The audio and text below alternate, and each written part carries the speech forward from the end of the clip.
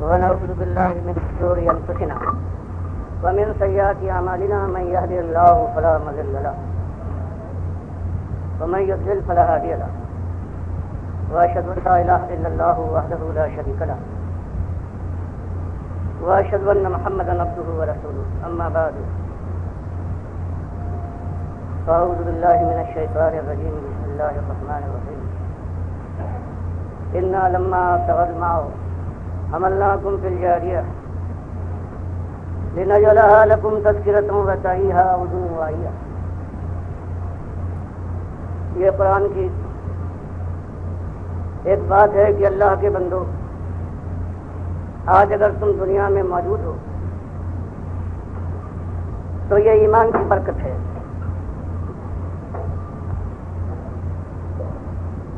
کیونکہ جتنے لوگ ہمارے رسول نوح علیہ السلام کے ساتھ موجود تھے، وہ جب دو حصوں میں بٹ گئے دعوت حق کے بعد، اور نوح علیہ السلام نے 950 سال تک وہی ایک مسئلہ اٹھایا، ایمان کا مسئلہ،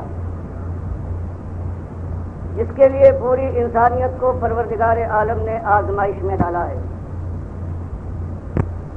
تو مالک فرماتا ہے اس کے بعد ہم نے فیصلہ فرما دیا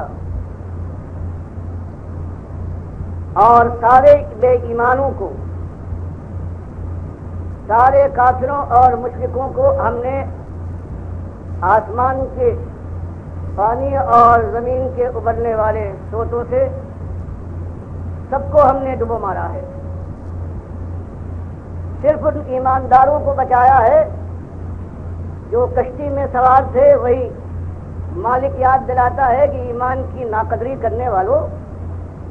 ایمان کو اپنا لباس اور پیراہن سمجھنے والوں کہ جس طرح سے چاہو پہنو اور جس طرح چاہو اتار پھینکو. حالانکہ آج تمہاری زندگی ہے، یہ بھی ایمان کی مرہون منت ہے کہ انا لما طغى الماء حملناكم في الجارية. آج جو تم دنیا میں براجمان ہو تو اس کی وجہ یہ ہے کہ تمہارے وہ دادا جو نوح علیہ السلام کے زمانے میں تھے ایماندار تھے، ہم نے ان کو کشتی میں سوار کرنے کے بعد بچا لیا. ان کی نسل چلی ہے اور آج ان کی نسل سے تم دنیا میں موجود ہو، ورنہ ایک کافر کو ہم نے نہیں چھوڑا تھا. تو پہلی تو بات آپ کے سامنے یہ ہے کہ اللہ کا شکر ہے کہ جو آپ کے اور ہمارے دادا نوح علیہ السلام کے زمانے میں موجود تھے وہ ایماندار تھے، ورنہ آج ہم اس دنیا میں نہ ہوتے. مالک فرما رہا ہے اس لیے تاکہ اس کو ہم ایک یاد دہانی کے طور پر اور جو سننے والا کام ہے اس کو یاد رکھے کہ ایمان کی ناقدری نہ کرو. ایمان اصل چیز ہے، ایمان ہی کی وجہ سے آج تم زندہ ہو اور ایمان کے خلاف آواز اٹھاتے ہو، ایمان کے دشمن ہو، کفر اور شرک کے علمبردار بنے جاتے ہو. پہلی بات تو یہ تھی آپ کے سامنے لانے کی. اور اس کے بعد یہ دل کی ایک گمزدہ آواز آپ کو سنانی تھی کہ آج وہی بات ہے. یہ امت مسلمہ مشرق اور مغرب میں پھیلی ہوئی ہے. آسمان کے تاروں اور سمندر کی موجوں کی طرح سے اس کی تعداد ہے،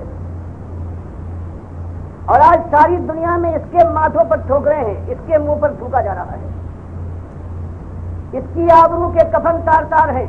اس کی لاشوں پر دوسروں کے تخت بچھتے ہیں. اس کی مائیں اور بہنیں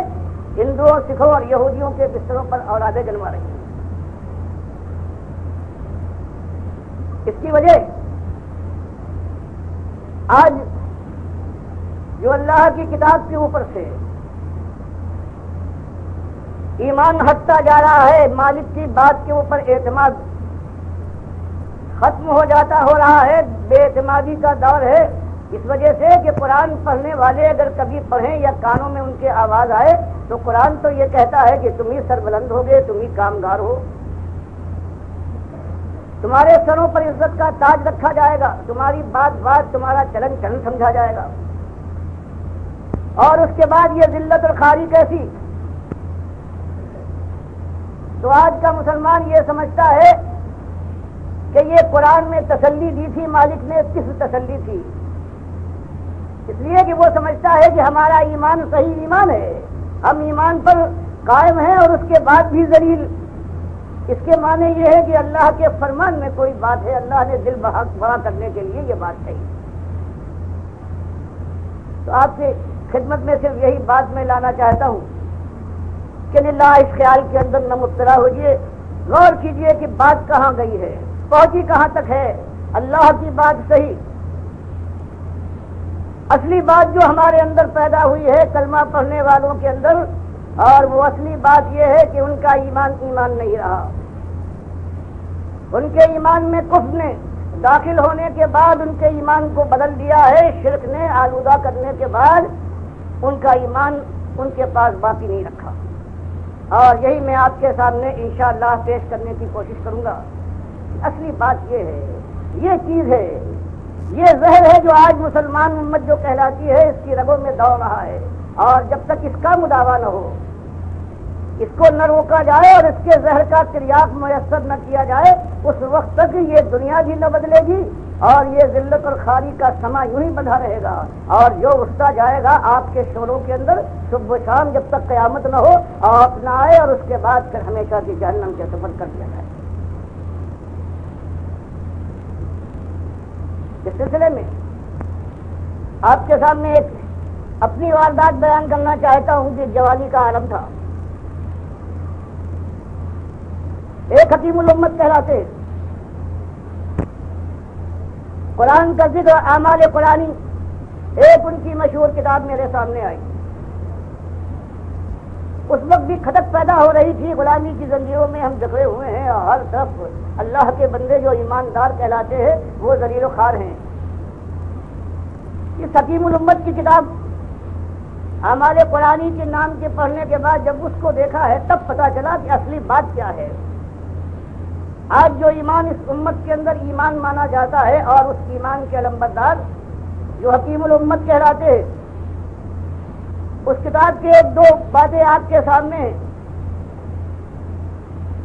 کہ فرمایا اشرف علی تھانوی حکیم الامت نے کہ دیکھو اگر کوئی تمہارا دشمن ہے اس سے بدلہ لینا چاہتے ہو تو اس کے بعد ایک مٹی دریافت تلاش کرو کسی ہندو کی قبر کی، ایک یہودی اور عیسائی کی قبر کی مٹی لاؤ، اور ایک برباد جو ڈھایا ہوا مکان ہے اس کی مٹی لانے کے بعد ایک ہانڈی میں اس کو رکھنے کے بعد اس کو سندروس اور کندروس کی دھونی دو، اور پھر اس کے اوپر قرآن کی یہ آیت پڑھ کر پھونکو اور تھوڑی سی مٹی لے کر اپنے دشمن کے گھر میں پھینکو اور پھر تماشا دیکھو، لیکن دیکھنا کہ جتنی سزا دینا چاہیے اس سے زیادہ سزا نہ دینا۔ تو یہ ایک چیز، یہ حکیم الامت کی ایک چیز دماغ میں آنے کے بعد پھر یہ ہوا اگر ایمان یہ ہے، اگر یہ شوبدہ گری اس کے معنی ایمان ہے اور اس چیز کو پیش کرنے والے امت کے حکیم اور دانا کہلاتے ہیں، تو آخر وہ لا الہ الا اللہ اور محمد رسول اللہ کا معاملہ ہے، وہ اگر اس طرح سے برباد نہ ہو تو بربادی کا اور کیا انجام ہونا چاہیے۔ اس کے بعد کچھ اور بڑا ہوا، تفسیر پڑھنا شروع کی، پہلے سورہ فاتحہ اٹھا کر دیکھیے کہ ایاک نعبد و ایاک نستعین، کہ مالک ہم تیرے بندے ہیں، صرف تیرے بندے،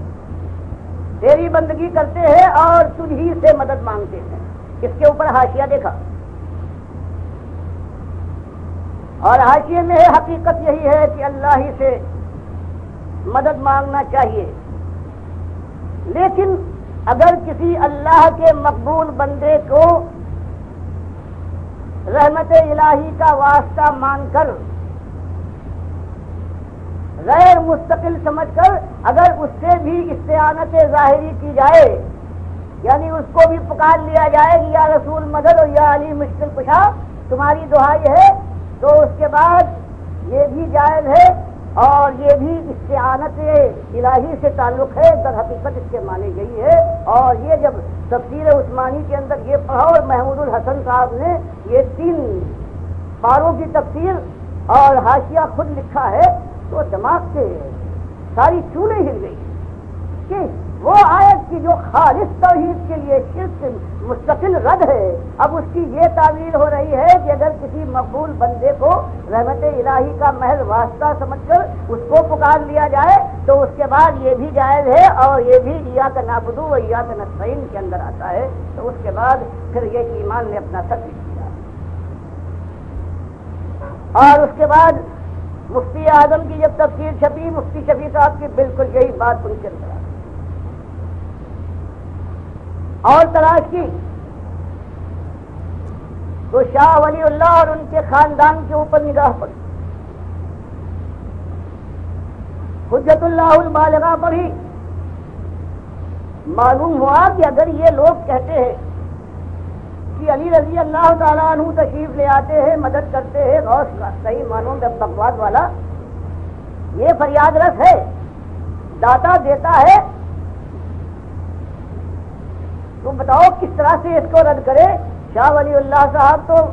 حجت اللہ البالغہ میں لکھتے ہیں کہ جیسے کچھ مرد ہوتے ہیں ان کے اندر زنانہ پن ہوتا ہے، کچھ عورتیں ہوتی ہیں ان کے اندر کچھ مردانگی کے آثار ہوتے ہیں، اسی طرح سے کچھ ایسے فرشتہ صفت اللہ کے بندے ہوتے ہیں کہ جب وہ وفات پاتے ہیں تو ملائکہ کے ساتھ وہ داخل ہو جاتے ہیں، ان کے اوپر بھی اللہ الہام کرتا ہے، جیسے ملائکہ اللہ کے حکم سے دنیا کے کاروبار میں اللہ کا حکم چلاتے ہیں، فرمایا یہ بھی ان کے ساتھ مل جاتے ہیں۔ تو اب یہ دیکھنا ہے کہ آخر یہ کیا دین ہے کہ جس طرف جہاں کہیں ہاتھ رکھو، اب انفاس العارفین جب ان کے خاندان کی جب خدائی کی داستان سنائی،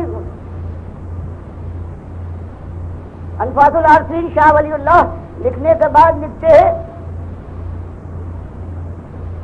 کہ میرے تایا ابو رضا محمد مسجد میں بیٹھے ہوئے تھے کہ ایک شخص آیا اور اس نے کہا کہ اولیاء اللہ تو ہوا کرتے تھے، فرمایا کہ میرے دایا نے یہ بات سنی ہے اور غصے کے ساتھ کہا کہ کیا مراد ہے تیری کہ اولیاء اللہ ہوا کرتے تھے؟ اس نے کہا حضور اور کیا کہوں، اب کہاں؟ لکھتے ہیں کہ میرے تایا نے پوچھا کہ کوئی نام تو لے، اس نے کہا بایزید بستانی رضی اللہ تعالیٰ عنہ ہے۔ کہتے میرے تایا نے پوچھا کہ آخر وہ کیا کرتے تھے، بتاؤ ان کی کرامت۔ اس نے کہا حضرت ان کا عالم یہ تھا کہ کسی کے اوپر نگاہ ڈال دے تو اس کے بعد وہ طرف کر مر جاتا۔ کہتے پوچھا کہ اور؟ اس نے کہا اور کیا حضرت، یہ کچھ کم ہے؟ تو شاہ ولی اللہ صاحب لکھتے ہیں کہ میرے تایا نے کہا کہ میرا حال یہ ہے کہ میرے دل کو اللہ کے نبی صلی اللہ علیہ وسلم نے اپنے دل کے نیچے رکھ کر وہ تربیت دی ہے کہ اگر میں ایک نگاہ ڈالوں تو انسان تڑپ کر مر جائے، اور اگر میں چاہوں دوسری نگاہ ڈالوں تو وہ پھر جی کر کھڑا ہو جائے۔ اور پھر یہ صرف کہا نہیں بلکہ رحمت اللہ موچی درخت کے نیچے مسجد میں کھڑا ہوا تھا، آپ نے اس کے اوپر ایک نگاہ ڈالی اور وہ تڑپ کر زمین پر گر۔ جو شخص کہہ رہا تھا کہ اب ولی اللہ نہیں ہوتے، اس سے کہا دیکھ یہ شخص مر گیا یا زندہ ہے؟ اس نے دیکھنے کے بعد کہا حضور وہ مر گیا۔ تو تایا صاحب نے فرمایا کہ اگر تو کہے تو زندہ کر دوں۔ کہتے ہیں کہ ہاں، اس شخص نے کہا حضور اس سے بڑی بات کیا ہو سکتی ہے؟ تو تایا نے نگاہ ڈالی دوسری اور وہ اٹھ کر کھڑا ہو گیا۔ تو معلوم ہوا ایک بات صرف ایک نمونے کے طور پر آپ، ورنہ ہزاروں ایسی باتیں ساری بھری ہوئی۔ تب یہ معاملہ سمجھ میں آیا کہ اصلی بات وہی ہے، یہ امت چاہے ریگزار کے ذرات کی طرح سے پھیل جائے، لیکن ایمان سے کہیں دامہ ہونے کے بعد پھر جو کیفیت ہے یہ تو اللہ کی رحمت ہے بنو اسرائیل کے ساتھ تو اللہ نے 2 مرتبہ اس سے کئی زیادہ کیا ہے. سورہ بنو اسرائیل میں جو آیا ہے کس طرح سے ان کو برباد کیا ہے. یہ تو ایک امت کی بربادی تو ہے. تو میرے بھائیوں یہ بات ہے. پھر وہ بات سمجھ میں آئی کہ اصلی بات کیا ہے. اور جب یہ بات سمجھ میں آئی ہے تو اس کے بعد ذہن صاف ہو گیا کہ بات وہی ہے, وہی قرآن و سنت کی بات, کہ وہی بات اٹھنا چاہیے. ایمان اصل ہے جس کے لیے مالک نے فرمایا ہم نے تم کو تماشا گاہ میں سیر گاہ کے اندر نہیں بھیجا ہے کہ روشوں پر گلدشت کرو, خوشوں پر ہاتھ مارو اور پھولوں کی سیج پر پیر پسار کے سو جاؤ, اور اس کے بعد یہاں سے اٹھتے جاؤ اور یا تو کچھ نہ ہو یا جنت کے دروازے آواز دے ادھر آؤ. فرمایا یہ بات نہیں بلکہ قرآن اور حدیث کے اندر تو یہ ہے کہ اللہ کے بندوں بڑی شدید آزمائش میں تم کو اللہ نے دنیا دے کر, دنیا کا سامان دے کر, خیر و شر کا راستہ کھول کر تم کو بڑی شدید آزمائش میں ڈالا ہے. اور وہ آزمائش یہ ہے کہ تم خالص اس کے بندے بن جاؤ, اس کے سامنے سر جھکا دو, اس کے فرما بردار بن جاؤ. وما خلقت الجن والانس الا لیعبدون. اور اس نے کہا کہ دیکھو آسمان میں نے بنایا, زمین میں نے بچھائی, ہوائیں میں چلاتا ہوں, ماں کے پیٹ کے 3 اندھیروں میں رزق دینے والا تمہارا میں تھا, اس کی چھاتیوں کو میں نے تیار کیا تھا. اور دیکھنا سب کچھ ہو جائے, بڑی سی بڑی خطا کر لینا, لیکن فلا تجعلوا للہ اندادا وانتم تعلمون. دیکھنا زنہار کہیں یہ نہ ہو جائے کہ میرے ساتھ میرے بندوں کو, میرے محتاجوں کو, میرے ساتھ میری ذات میں, میری صفات میں, میرے حقوق میں, میرے اختیارات میں کہیں تم ساتھی و شریک بنا دو. بس ایک بات ہے ناقابل معافی ہے بغیر توبہ کے. تو جو ایمان کی حیثیت تھی وہ آہستہ آہستہ اس چھٹتی گئی, ذہن سے وہ دور ہوتی گئی, اور پھر اس کی جگہ ایسا اطمینان دلایا گیا جب یہ نظریہ بار پا گیا کہ ہر چیز اللہ کی ذات کا ایک حصہ ہے, وحدت الوجود, لا موجود اللہ الا اللہ, سب کچھ تو اللہ ہے. تو بتاؤ اب ایک جوان اپنے جوش جوانی کے اندر بدنگاہی کرتا ہے, بے راہ روی کرتا ہے, ایک مال کا متوالا کسی مال کو ہڑپ کرتا ہے, سود کا کاروبار کرتا ہے, خائن ہے, چوری کرتا ہے, اس کو ڈر کیا ہے؟ اگر وہ اللہ کی ذات کا ٹکڑا ہے تو اللہ اپنی ذات کو جہنم کی آگ میں تو نہیں چھوکے گا. تو یہ نظریہ لانے کے بعد ہر ایک ایک ذرے کو اللہ کی ذات کا یہ ان صوفیوں نے, ان وحدت الوجودیوں نے ایک ایک چیز کو انہوں نے اللہ کی ذات کا ٹکڑا بنا دیا. اب بتاؤ ساری توحید کا معاملہ ختم, اب سب اللہ کی ذات کے حصے ہیں. جب چاہیں خدائی کے سنگھاسن پر الوہیت کرنے کے لیے بیٹھے, اور جب چاہے بندگی کا شوق چلائے تو نمازیں اور روزے اور بندگی کرنے لگے. ایک طرف سے یہ دھاوا ہوا, اور دوسری طرف سے اللہ کے بندوں وہی چیز جو اللہ کے نبی صلی اللہ علیہ وسلم نے, جندب رضی اللہ تعالیٰ عنہ کہتے ہیں مسلم کی حدیث میں 5 دن پہلے اپنی وفات سے, اور عائشہ رضی اللہ تعالیٰ عنہ کہتی ہے این بستر مرگ میں اپنی مصیبت کے اندر مبتلا حالت میں, اس حالت میں کہ کبھی چادر کو اپنے چہرے پر ڈالتے تھے اور کبھی اتار پھینکتے تھے. ان کی زبان میں یہ بات, یہ کلمہ تھا لعن اللہ الیہود والنصارى اتخذوا قبور انبیائہم مساجدا, کہ جو اللہ نے آپ کو آپ پر اظہار غیب کیا تھا, جو آپ کو پروردگار نے بتایا تھا کہ یہ امت بھی ماری جائے گی, اس کے اندر یہ شرک داخل ہوگا, اور اہل کتاب امتوں کی طرح سے وہی سب سے بڑا ذریعہ ہوگا, وہی قبر کا ذریعہ, وہی قبر کا. تو یہ بھی ڈرایا. اللہ کی کتاب بیان فرمائے کہ انک میت وانہم میتون, کل نفس ذائقۃ الموت, سب کو موت کا مزہ چکھنا ہے. اے نبی صلی اللہ علیہ وسلم آپ کا بھی وجود آ جائے گا. اور پھر فرمایا پروردگار عالم نے اس کے بعد, موت کے بعد پھر دنیا سے تعلق منقطع ہو جائے گا. ومن ورائہم برزخ الی یوم یبعثون, جب تک قیامت نہ آ جائے پھر اس جسد انسری کو بنانے کے بعد اس میں روح پلٹا دی جائے اور یہ پھر جی اٹھے, اس سے پہلے کوئی تعلق اس انسان کے ساتھ دنیا کا باقی نہ رہے گا. فرما دیا ثم انکم بعد ذلک لمیتون ثم انکم یوم القیامۃ تبعثون, کہ لوگوں دنیا کی زندگی ملے گی, اس کے بعد موت ہے, اور موت کے بعد پھر قیامت کے دن تم کو اٹھایا جائے گا.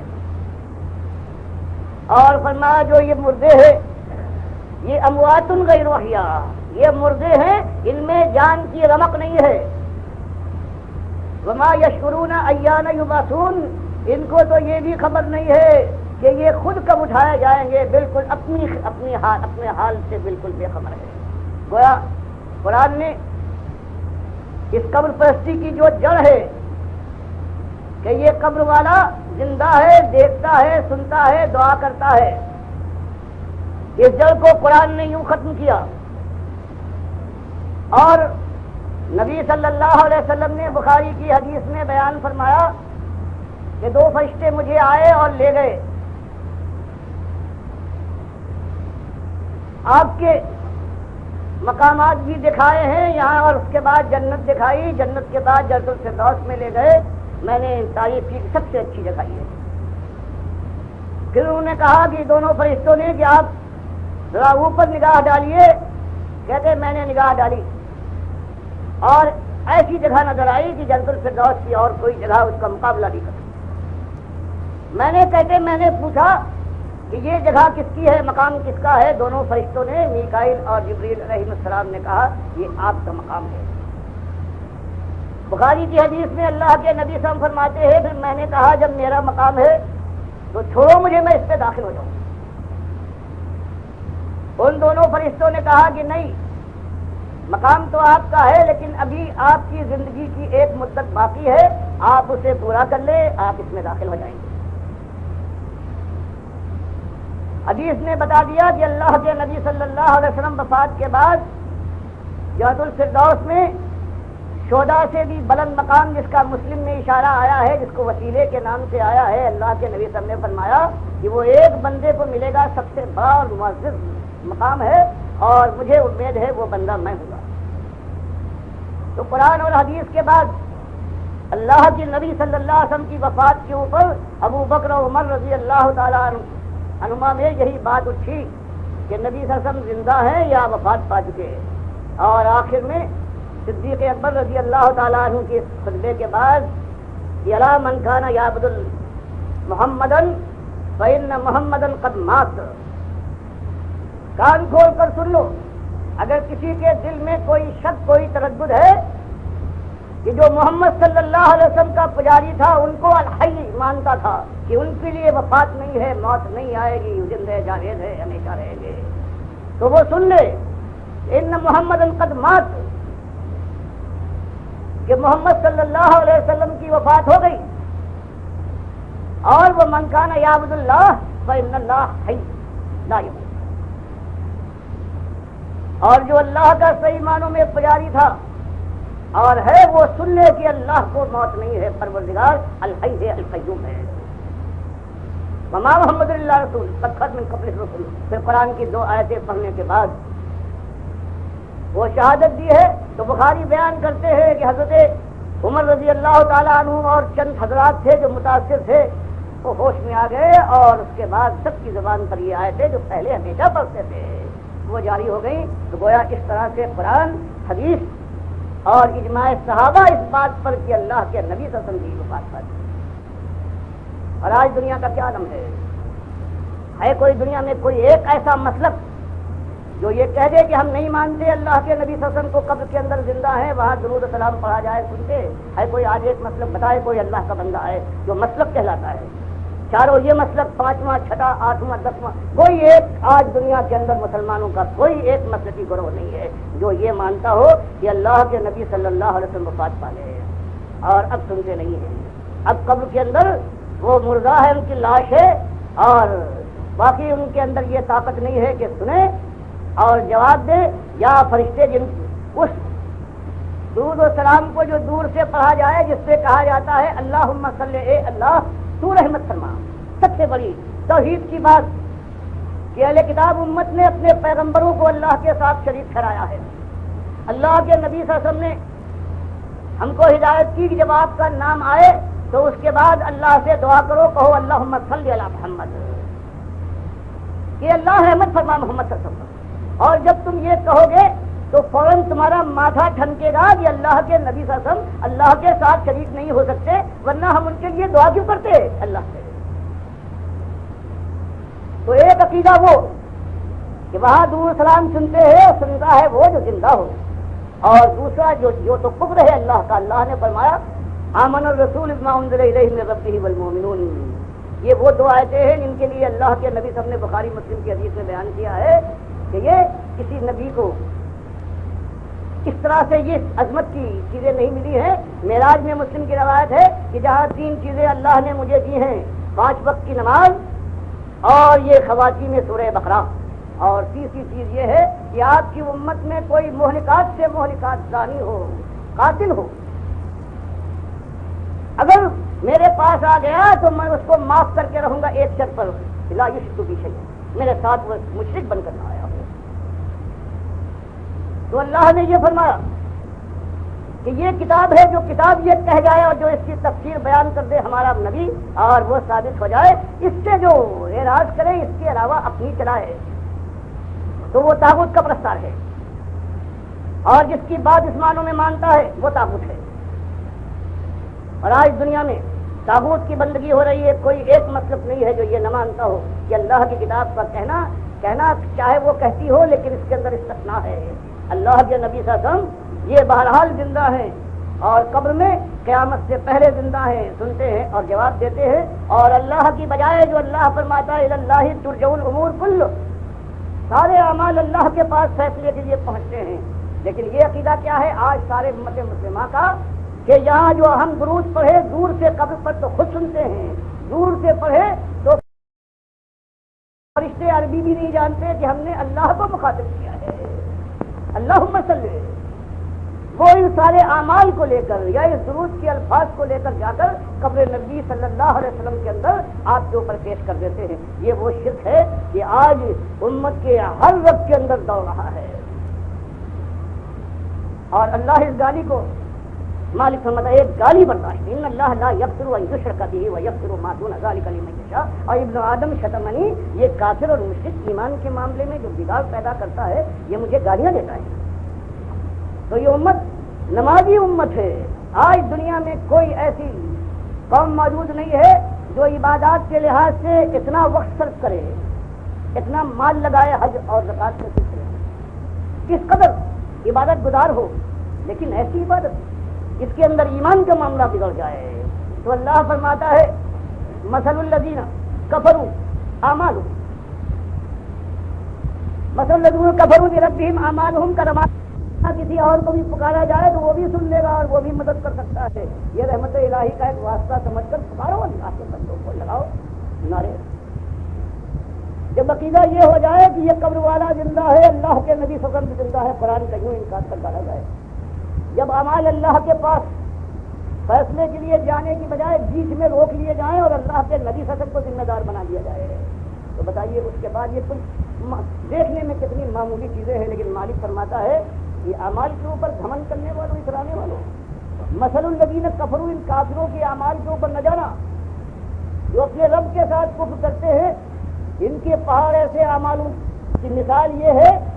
کلماد، جیسے رات کا ڈھیر ہو، اشتدت بہ الريح فی یوم عاصف، ایک جھکڑ چلے، طوفان منڈے، آندھیاں چلے اور یہ سارا جو رات کا ڈھیر ہے اس کے دوش کے اوپر اڑ جائے، کچھ باقی نہ رہے. اسی طرح سے قیامت کے انصاف اور فیصلے کی آندھی چلنے دو. یہ نمازی اور یہ روزے دار، یہ گھمن کے ساتھ اپنے کو کہنے والے کہ ایماندار ہم ہی ہیں، ہم ایمان کے علمبردار ہیں، اور اس ایمان کی خرابی کے ساتھ کم سے کم دو یہ خرابیاں ساری کائنات کے اندر جتنے مومن گروہ اپنے مسلک سے وابستہ ہیں، جو اپنے کو کوئی دیوبندی، کوئی بریلوی، کوئی اہل حدیث اور کوئی حنبلی کہتا ہے، سب کے اندر یہ اعمال بغیر کسی اس کے ایک انکار کی جرت نہیں ہو سکتی. ساری کتابیں بھری ہیں سارے ان کے علمبرداروں. کوئی آج مسلم جس کے اللہ نے فرمایا کہ وہ سماکم المسلمین من قبل وفی هذا، تم کو ہم نے مسلمان نام سے نوازا تھا، سب نے بدل ڈالا. اس لیے صحیح بدلا انہوں نے. جب وہ مسلم نہیں رہے تو اس کے بعد اب مسلم کہنا اپنے کو یہ ایک طرح کا دھوکہ تھا، اس لیے لوگوں نے انکار کر دیا. اللہ فرماتا تھا کہ ہاں اگر تم ایمان کے تقاضے پورے نہیں کر سکتے تو مرتد ہو جاؤ. اللہ فرماتا یا ایھا الذین آمنوا من یرتد منکم عن دینہ فسوف یأتی اللہ بقوم فرمایا اگر تم نے ایمان کے تقاضے پورے کرنے، طاغوت کو للکارنے اور باطل کے خلاف جان لگانے کا بوتا نہیں ہے، تم ٹھنڈی ٹھنڈی چھاؤں میں چلنا چاہتے ہو، تو سب سے اچھی بات یہ ہے کہ ارتداد کا اعلان کر دو، کہہ دو کہ ہم ایماندار نہیں ہیں، ہم نہیں مانتے۔ تو آج عملاً وہی کہہ کے زبان سے کوئی اقرار نہ کرے، دل میں نہ اترے، کیسے اترے؟ یہ منبر و محراب ہیں، ایمان کی بات کبھی نہیں چھوڑتے۔ باتیں کیا ہیں؟ کہیں جائیے تو یہ ہوگا کشتی 12 سال کی نکال دی، کہیں جائیے تو یہ ہوگا کہ ریفرنڈم اور یامین بالجہر، کہیں جائیے تو بزرگوں کے قصے ہیں۔ پوچھو پہلی چیز جس کے لیے اللہ نے بنایا کائنات کو، اور بنانے کے بعد انسان کو بھیج کر اس آزمائش میں ڈالا ہے، اور مالک فرماتا ہے کہ ہمیشہ جو کبھی گزرا ہے اس نے آ کر یہی بات اٹھائی ہے، وَمَا أَرْسَلْنَا مِن قَبْلِكَ مِن رَسُولٍ إِلَّا نُوحِي إِلَيْهِ أَنَّهُ لَا إِلَٰهَ إِلَّا أَنَا فَاعْبُدُونِ۔ فرمایا کہ سارے رسول جو ہم نے بھیجے ہیں بغیر کسی ایک استثناء کے ایک ہی مسئلہ ایمان کا انہوں نے ہمیشہ اٹھایا ہے، اور پورا قرآن بیان کرتا ہے جو آیا ہے اس نے یہی بات اٹھائی ہے کہ یا قومی اعبدوا اللہ ما لکم من الہ غیرہ، اور آج یہ مسئلہ دنیا میں اٹھتا ہے۔ اس ذلت کے بعد جس کے لیے مالک نے فرمایا ہے اگر ایمان میں خرابی کے ساتھ میرے پاس آ گئے تو جانتے ہو کیا ہوگا؟ ظالم میرا حق تم نے مارا ہے، انا اعتدنا للظالمین نارا احاط بہم سرادقها۔ پھر اب یہ حال ہوگا کہ نمازیوں بڑی نمازیں پڑھی ہیں، تہجد گزار بھی تھے، حاجی کہلاتے تھے، لیکن ایمان کی خرابی کے ساتھ آئے ہو تو ظالم میرا حق چاہے تم نے ایک حق مارا ہو یا آدھا، تو یاد رکھو ایسی تمہارے لیے میں نے آپ کی چادریں قناتیں تیار کر رکھی ہیں کہ چاروں طرف سے گھیر لیں گی۔ وہی یستغیثوا، اور جب کلیجہ پھک جائے گا تو یہ چیخیں گے، فریاد کریں گے، استغاثہ ان کا ہوگا۔ فریاد رسی کے لیے اللہ فرماتا ہے یغاثو، ہم ان کی فریاد رسی کریں گے، لیکن کس طرح سے؟ یغاثو بماء کالمہل، ایسا پانی ہم ان کو پلائیں گے جب چیخیں گے۔ یہ ظالم مشرک اور کافر، ایمان کے ساتھ دغا کرنے والے دنیا دار، ایمان کی بات کو دبا جانے والے، فضائل کا ذکر کرنے والے، نمازیں ان سے پڑھوانے والے جن کے لیے اللہ فرماتا ہے ان پر نماز فرض نہیں، ان الصلاۃ کانت علی المؤمنین کتابا موقوتا۔ مالک فرماتا ہے ہم نے نماز ہر ایک پر فرض نہیں کی ہے، ہم نے تو صرف اس ایماندار کے اوپر جس کے ایمان میں کوئی خلل نہیں ہے، بالکل خالص ہے، اس کے لیے 5 وقت کی نماز فرض کی۔ یا ایھا الذین آمنوا کتب علیکم الصیام، اے ایمانداروں سچے تم پر روزہ فرض کیا ہے، ہم نے ہر ایک کو مکلف نہیں بنایا ہے، ان کے لیے بھی دوسرے جو ہیں ان کے لیے جہنم کی آگ ہے۔ تو فرمایا کہ ایسی آگ ایسی قناتیں ہیں کہ گھیر لیں گی،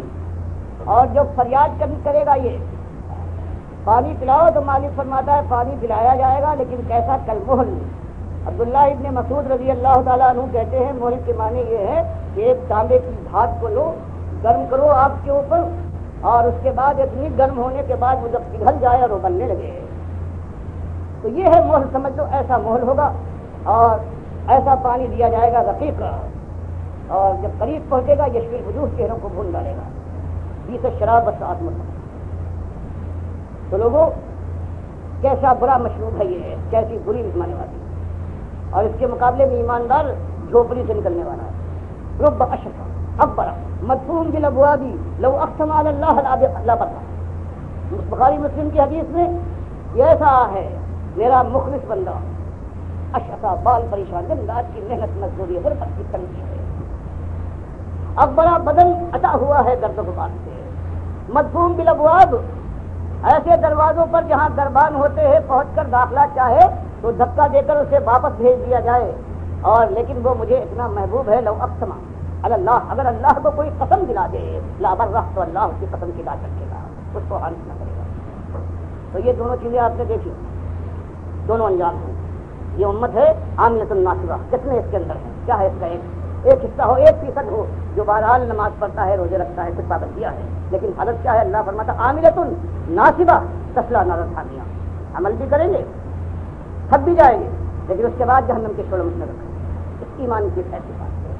اب یہ بات جب سامنے آ جائے تو اس کے بعد سوال ہوتا ہے کرنا کیا ہے؟ تو وہی قرآن کی ہدایت ہے اور سنت کی رہنمائی ہے۔ منیب غزی رضی اللہ تعالیٰ عنہ بیان فرماتے ہیں، بخاری تاریخ کبیر میں لائے ہیں کہ اپنی جاہلیت کے زمانے میں مکے پہنچا ہوں، دیکھا کہ ایک صاحب ہیں وہ یہ کہہ رہے ہیں قولوا لا الہ الا اللہ تفلحوا، کہ لوگوں اس بات کا اقرار کر لو کہ تمہارا الہ، تمہارا مالک، تمہارا آقا، تمہارا پروردگار، تمہارا مشکل کشا، تمہارا تفریح الہ، ابھی عرب جاننے والے تھے الہ کے معنی کیا ہے، وہ اکیلا ایک الہ ہے، اور یہ لات البنات اور ابراہیم اور اسماعیل علیہ السلام ہیں، ان کے بس میں کچھ نہیں۔ فرمایا یہ میں نے سنا، اس کے بعد تعجب کہ دیکھا میں نے کچھ لوگ ہیں کہ زمین سے خاک اٹھا کر ان پر پھینک رہے ہیں حقارت کے ساتھ، کچھ لوگ ہیں جو گالیاں دے رہے ہیں، اور کچھ کا حال یہ ہے جو منہ پر تھوک رہے ہیں، یہاں تک کہ دوپہر ہو گئی، ایک لڑکی بڑے برتن میں پانی لے کر آئی، اور ان صاحب نے اس لڑکی سے کہا کہ بیٹی مایوس نہ ہونا، تیرے باپ کو اللہ تعالیٰ ضائع نہیں کرے گا۔ کہتے مجھے سخت تعجب ہوا، میں نے پوچھا کہ یہ صاحب کون ہے جن کے ساتھ ان کی قوم یہ سلوک کرتی ہے اس بات کے اوپر کہ قولوا لا الہ الا اللہ تفلحوا، کہ لا الہ الا اللہ مان کر اس پر جم جاؤ، فلاح اور کامرانی تمہارے سر پر سایہ کرے گی۔ فرمایا یہ ہمارے خود قوم کی بہت ہی معزز جوان تھے، آنکھوں پر ہم دکھاتے تھے، لیکن انہوں نے ایک نیا مسئلہ اٹھایا، باپ دادا کے دین کو عیب لگایا، ہماری جمعیت کو منتشر کر ڈالا ہے، آگ لگا دی ہے انہوں نے، گھر گھر کے اندر بھائی بھائی سے، بہن بہن سے، باپ بیٹے سے نالا ہو گیا ہے، گوشت کو ناخن سے رکھ کر ڈالا ہے۔ اور اسی ایک بات سے کہتے پھر میں نے پوچھا یہ لڑکی کون تھی؟ لوگوں نے بتایا یہ ان کی بیٹی زینب ہے، یہ اس گندگی کو صاف کرنے کے لیے آئی۔ تو میرے بھائیوں اور معزز سننے والوں، معاملہ یہ ہے، امت پر وہی بیت رہی ہے، وہی عذاب ہے، اسی عذاب کی طرف مالک صدیوں سے لیے جا رہا ہے، جو بنو اسرائیل پر آیا تھا، یکایک آیا تھا، 2 صدیوں کے 3 صدیوں کے بعد ختم ہو گیا، لیکن اس کا عذاب ہے نہ ختم ہونے والا ہے۔ اور وہاں بھی مالک فرماتا وہی کہ تم نے من دونی اولیاء بنایا بنو اسرائیل کے لوگوں، تو اب میں نے تمہارے ساتھ یہ سلوک کیا ہے، اور آج اس امت نے جب اللہ کے ساتھ اس کو ساتھ دوسرے شریک ٹھہرائے ہیں، اپنے کارساز، اپنے مشکل کشا، اپنے تصویر، اپنے دادا، اپنے بندہ پرور بندہ نماز بنائے، تب اللہ نے اس امت کے ساتھ کیا۔ بیماری ایک قوم میں یہی ایک بیماری ہوا کرتی ہے، اور علاج بھی ایک، یہ زہر کا ایک ہی طریقہ ہے،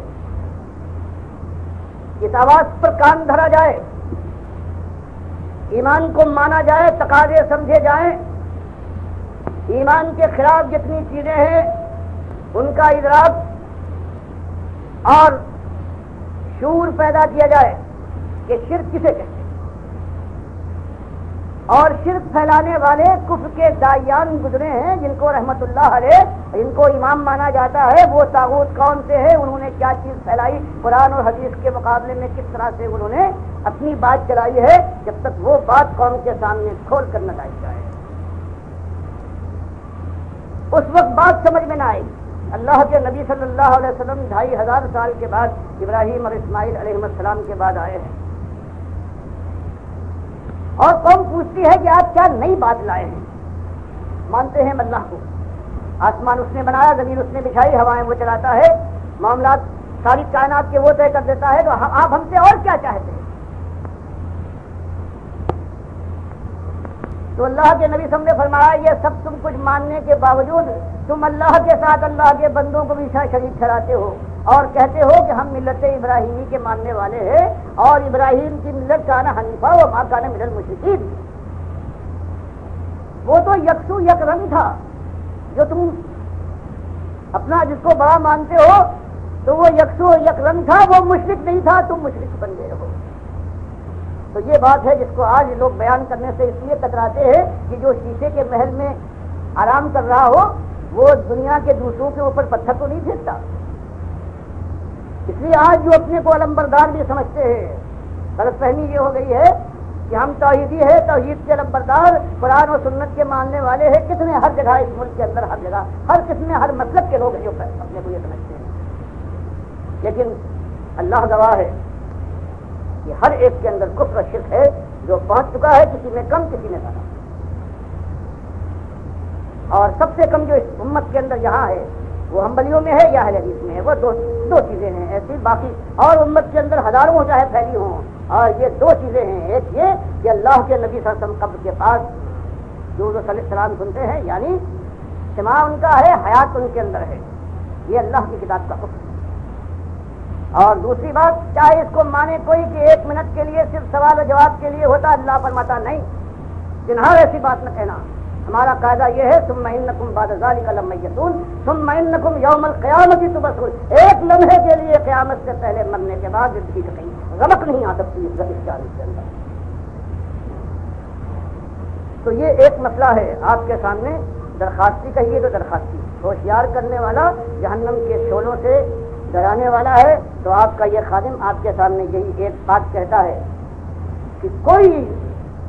تبدیلی نہیں آئے گی جب تک کہ اس ایمان کے معاملے کو سب سے پہلے صاف نہ کر دیا جائے. اللہ کے ساتھ اللہ کے بندوں کا معاملہ، بندگی کا معاملہ بالکل صاف استوار ہو جائے، کوئی جھول باقی نہ رہے اس کے اندر. اور اس کے لیے یہی اسوا ہے کہ بات یوں اٹھے، گھروں میں نہیں، چھپ کر نہیں، اپنی گھروں میں بھی ہو، مسجدوں میں بھی ہو، اور کارگاہوں میں بھی ہو، شاہراہوں میں بھی ہو، گلیوں اور کوچوں میں بھی ہو، چھتوں پر، مدرسوں میں بھی ہو، عدالتوں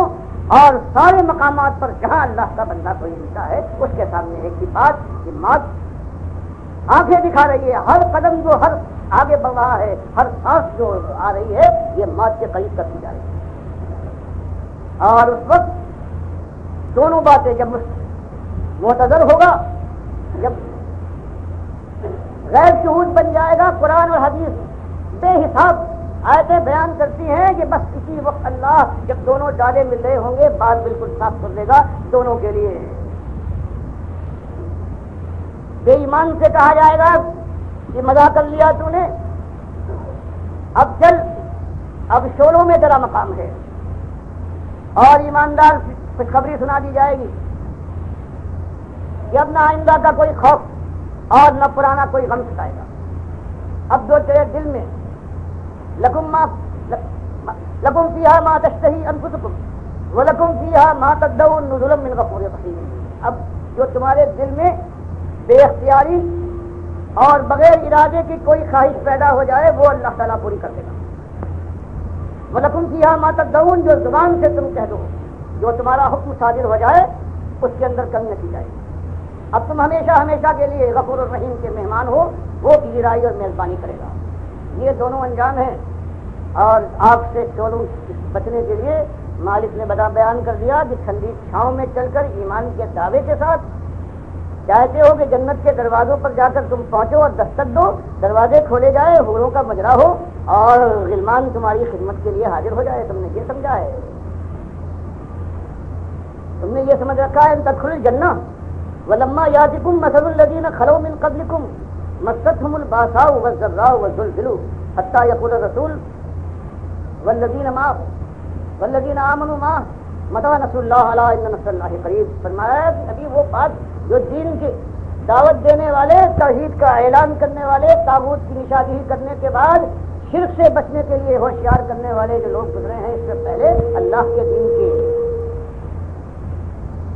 قائم کرنے والے، اس کے غالب کرنے کے لیے، اللہ کی رضا کے لیے ان کے ساتھ وہ ہوا ہے کہ ہلا مارے گئے ہیں. اور آج یہ امت بنو اسرائیل کی طرح سے وہی کرے گی توحید کی دعوت کے ساتھ اگر شرک کی نشانی ہو. اور جب طاغوت کی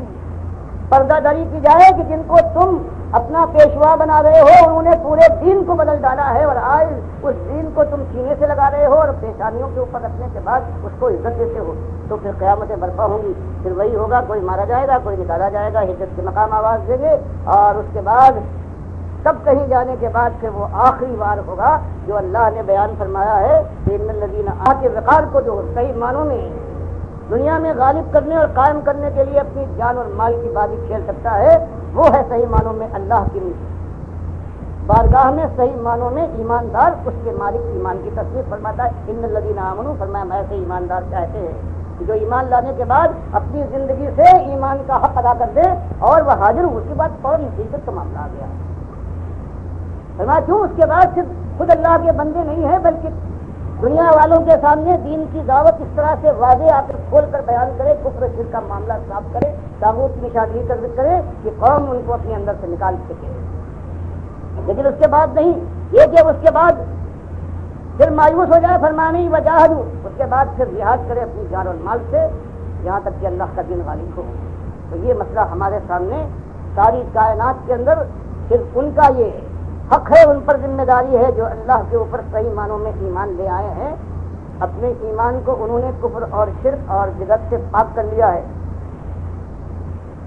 جو سمجھتے ہیں کہ آپ کے شعلوں کا مقابلہ ممکن نہیں ہے، جہاں ہر لمحے عذاب میں زیادتی ہوگی، کمی کا کوئی موقع نہیں ہے، جو سمجھتے ہیں کہ نبضیں ڈوبنے کا وقت آ رہا ہے، پیشانی پسینے سے بھیگ رہے گی، آنکھیں پترا کر چڑھیں گی تو انسان روک نہ پائے گا اس کی نگاہ کے سامنے یہ جو اللہ کو اپنا معبود، اپنا آقا، اپنا رب مانتا ہے اور اللہ کی بارگاہ میں پہنچنے کے بعد یہ ثابت کرنے کی ہمت رکھتا ہے اور اس کی کوشش میں لگ جاتا ہے کہ اللہ تعالیٰ اس کو جہنم کی آگ سے بچا لے، جن کے لیے مالک نے فرمایا فالذین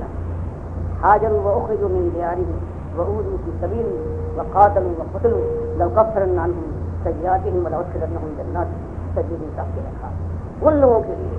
جو ایمان کی یوں دعوت پیش کرے اور پھر ہجرت پر مجبور کیے جائیں، پھر یہ نہیں کہ بس سالے دم لے اور پھر جہاد کرے فی سبیل اللہ یہاں تک کہ اللہ کا دین غالب ہو، اللہ کے راستے میں شہید ہو۔ تو یہ ایک راستہ ہے، یہی ایک طریقہ ہے، اس کے علاوہ کہیں کوئی طریقہ نہیں، کسی سے دشمنی نہیں، صرف اللہ کے دشمنوں سے دشمنی ہے، اور دشمنی بھی ایسی نہیں کہ کوئی انتقامی کارروائی ہو، بلکہ ترس کھانا چاہیے جن کے پاس آج اللہ نے توفیق سے ایمان کی یہ نعمت دے دی ہے، ان کو چاہیے کہ آج جو دنیا بھٹکی ہوئی ہے ان کے اوپر ترس کھائے، ان کو برباد کیا ہے انہی پیروں اور مولویوں نے۔ ان کو بتایا جائے کہ اللہ کے بندوں یہ تمہارے کام نہ آئیں گے، یہ تمہارے دشمن ہے، خالص مال اور دنیا کے لیے کر رہے ہیں، سب کہیں جا کے یہ معاملہ آئے گا اور پھر اللہ تعالیٰ وہ دن بھی دکھائے گا کہ اللہ کی راہ میں یہ اللہ کے بندے ہیں، ایک بڑھتے جائیں گے، توفیق دے گا پروردگار، آزمائشوں کے اندر مالک سہارا دے گا اور وہ آزمائشیں پروردگار جو بوتے سے باہر ہیں ان آزمائشوں میں نہ ڈالے گا، پروردگار کی رحمت یہی ہوگی۔ اور پھر وہ دن بھی آ جائے گا اس دھرتی کے اوپر کہ جو بخاری مسلم کی حدیث میں آیا ہے کہ قیامت نہیں آئے گی جب تک وہ دن یہ زمین نہ دیکھ لے کہ اس کی پیٹھ کے اوپر سوائے مومنوں کے ایک کافر بھی نہیں ہوگا، اس لیے جزیہ ختم کر دیا جائے گا، کوئی کافر موجود نہیں ہے، عیسائیوں کا کوئی نام و نشان نہیں ہوگا، اس لیے نبی صلی اللہ علیہ وسلم نے فرمایا کہ صلیب ناپید ہوگی اور خنزیر کا پتہ نہیں ہوگا۔ یہ بخاری مسلم کی متفق علیہ ہے۔ اور مسلم میں ایک زیادت ہے کہ اس زمانے میں 7 سال ایسے گزریں گے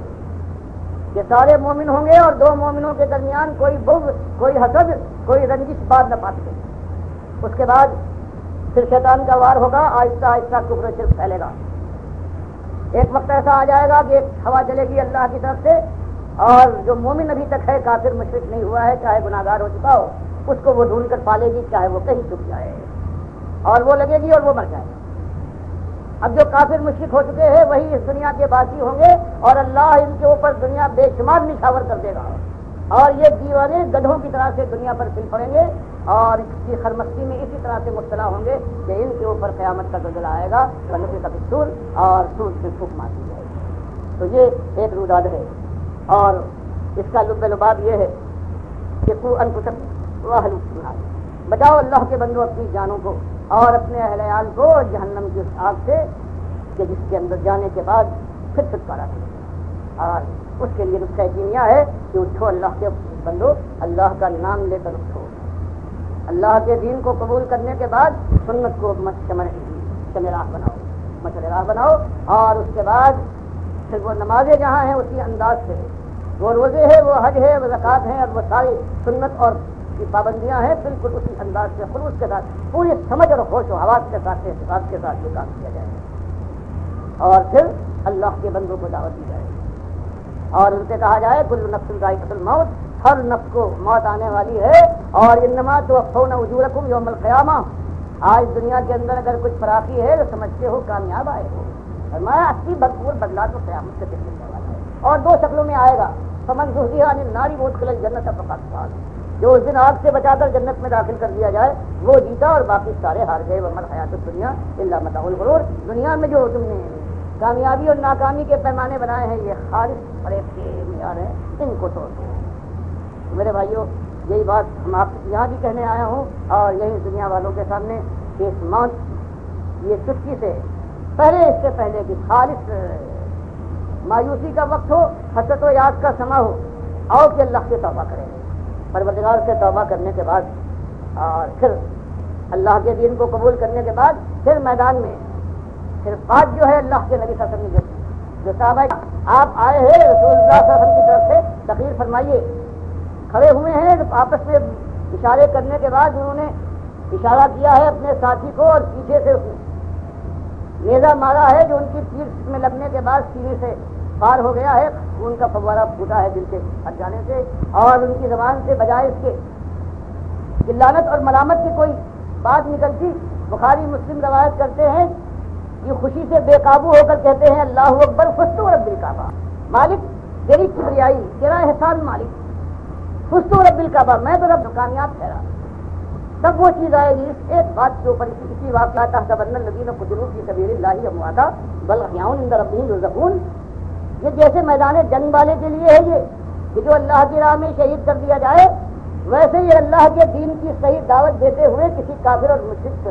ہاتھوں وہ شہید کر دیا جائے تو اس کا بھی یہی حال ہے، براہ راست سیدھا جنت میں پہنچ جائے گا۔ جیسے مسلم کی حدیث تفسیر میں آئی ہے کہ اللہ تعالیٰ اس روح کو لے کر نئے جسم جنت الفردوس کے ہرے رنگ کے دیتا ہے اور اپنے عرش کی نورے کا انتظام کرتا ہے، اور پھر جب یہ مزے اڑا لیتے ہیں تب ان سے مخاطب ہو کر پوچھتا ہے کہ شہداء تمہیں کچھ اور چاہیے؟ تو سارے کہتے ہیں کہ مالک سب کچھ مل گیا، سارے وعدے پورے ہوتے، کوئی ایک تمنا نہیں ہے۔ 3 بار جب یہ پوچھنے کے بعد نبی صلی اللہ علیہ وسلم فرماتے ہیں مسلم کی حدیث میں کہ پھر یہ شہداء آپس میں کوئی نہ کوئی بات مانگنا چاہیے ورنہ اللہ برابر یہی پوچھتا رہے گا۔ تب انہوں نے کہا کہ مالک ایک تمنا ہے کہ ہماری ان روحوں کو جن کو تو نے ان ہرے جسموں میں ڈالا ہے جنت الفردوس میں جہاں مزہ کر رہے ہیں، ان جو پہلی شہادت کے وقت ملی تھی بس اس کی تمنا ہے، وہ ایسی ہے وہ جنت میں ملی ہے۔ تو یہ چیز ہے معلوم ہوا کہ اللہ تعالیٰ پوچھتا بھی ہے اور پھر قیامت سے پہلے دنیا میں شہداء کو واپس کرنے کے لیے تیار نہیں ہے۔ یہ ایک ایسی چیز ہے آپ کے سامنے، اللہ توفیق دے، مالک سب کو توبہ کریں۔ جس طرح سے قرآن میں آتا ہے حضرت حود علیہ السلام یہی کہتے ہیں کہ جو کچھ تم نے کیا ہے یہ تمہیں بھی معلوم ہے اور بات تمہارے سامنے صاف آ گئی ہے،